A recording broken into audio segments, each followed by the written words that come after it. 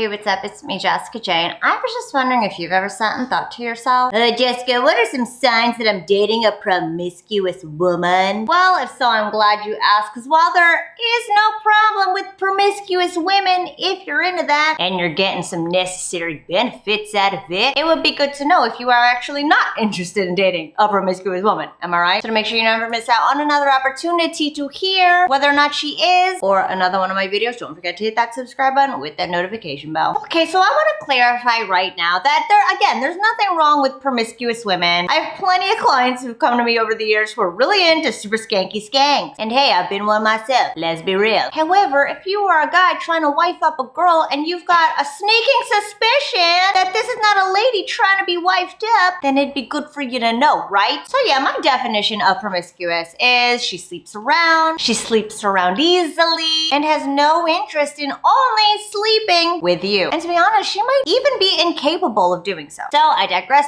There's a lot of these. Let's get started. The first one is she only hooks up at your house. So I'll tell you right now, me and my girlfriends all agreed that when we were skanks, we would never let dudes into our home because our home was like our sanctuary, and promiscuous women tend to be emotionally closed off. And in our home, that's where we eat, sleep, cry, have meltdowns, watch The Bachelor. These are all very sacred things. And the last thing we want is some man coming up in our space inside us. That's just not something we're into when we are sleeping around. So maybe you notice that she only ever goes back to your house because she can up and leave whenever she wants. That is sign number one. Sign number two, going off that, is she actually won't even invite you over. I remember once upon a time when I didn't realize I was a promiscuous woman, but I was seemingly madly in love with my Mr. Big. For those of you who don't know what Mr. Big is, it's a Sex and the City reference of like this super high-powered, ungettable guy that this girl looks at as the one who got away. Anyway, I digress. Me and my Mr. Big meet up after a couple years of not seeing each other, and we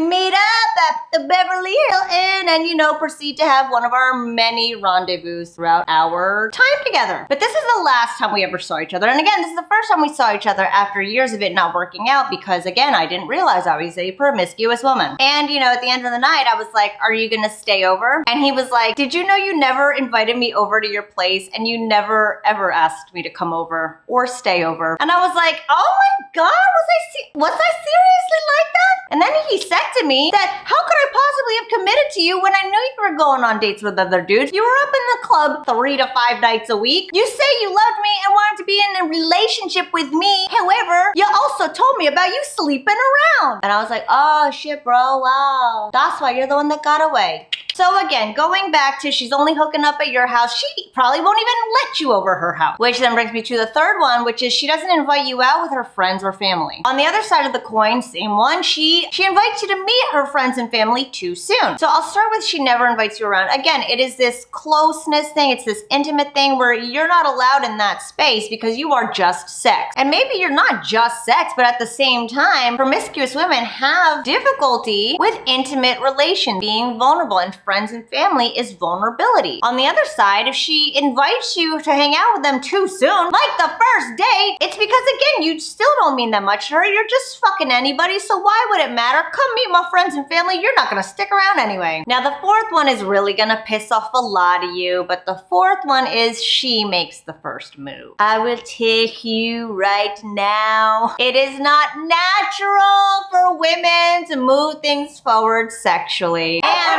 And a woman who goes against that is not allowing herself to be seduced by you. So she takes the sexual control by making that first move because she doesn't want you to have that over her. But when a woman truly wants you and truly desires more than just your dick in her life, she will want to be more vulnerable. She will want to come undone for you. She will want to be more feminine for you and therefore be seduced by you by letting you take that role in the dance. Does that make sense? So yeah, promiscuous women are like, fuck, I'll twirl a man, I'll dip a man, I don't fucking care. Because again, they don't want to come undone for men. So they will make you be the lady and come undone for us. Oh God. Number 5 is love bombing. Now this is gonna come as a shock to you as well, because a lot of you might think promiscuous women aren't capable of being loving. But love bombing is not a form of love. It is a coercive act meant to get you to act right. And when a woman super love bombs, it's her way of getting validated as soon as possible. Feeling that intense up front, because that's what we need. We need those dopamine hits. You are nothing more than dopamine hits. That's what makes a promiscuous woman promiscuous, is she needs constant dopamine hits in the form of men and dicks. So love bombing becomes a way to ensure that she gets that and feels that from you as soon as possible. Oh Lord, there's a lot of these and they all suck. Number 6, going off that, is being super into you the very first time. Listen, if the first time she's like so fucking into you and she thinks you're amazing and perfect, let's be real, she hasn't gotten to know you as a partner. So she's looking at you, the person, and what it does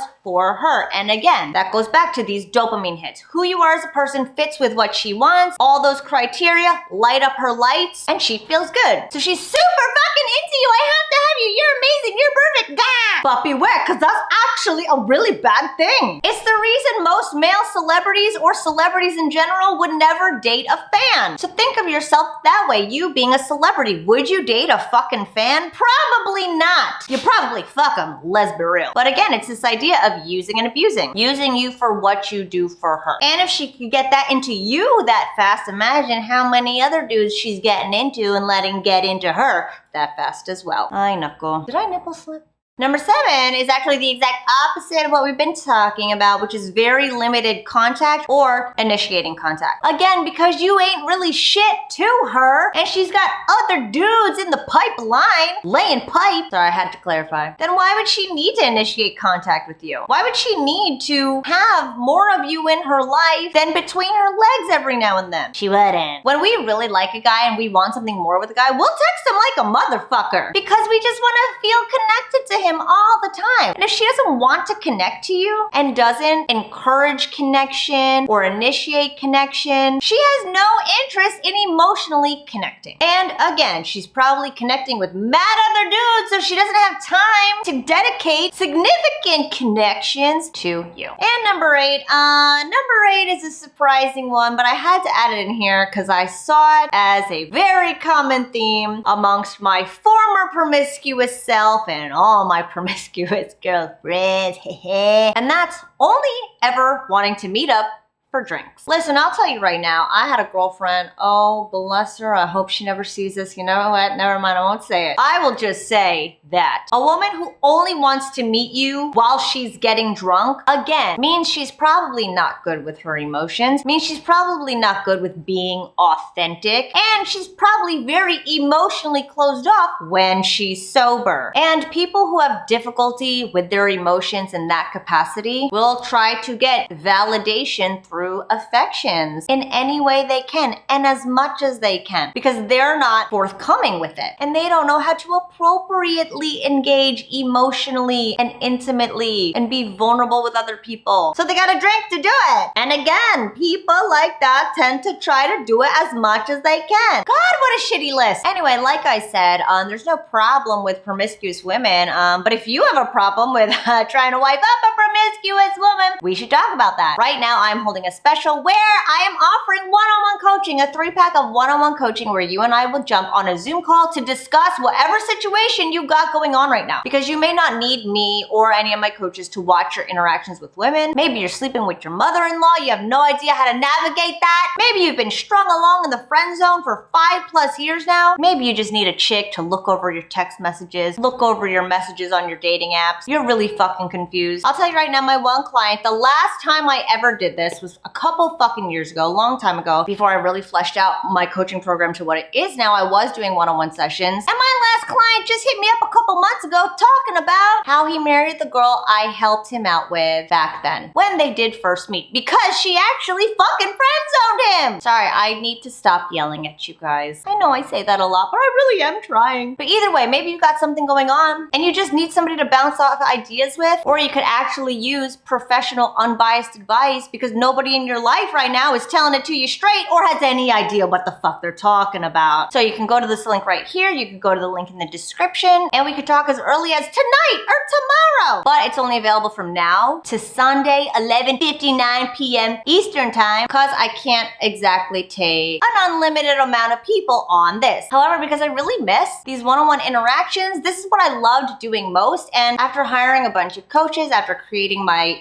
Speak Spark Arousal program, I feel like I just got like way too far removed. And I really want to come back to doing what I love most, which is the one-on-one stuff and helping you guys with specific issues that you just need a fucking kick in the ass over, or again, an unbiased professional opinion on. So again, you could check out this link right here or check out the link in the bio. And if you're into promiscuous women and you're into that, cool. And if you're not, let's talk about it. Let's talk about how we can fix this once and for all so you could actually get the women who deserve you. And thanks for watching as always, guys. I'll see you next time.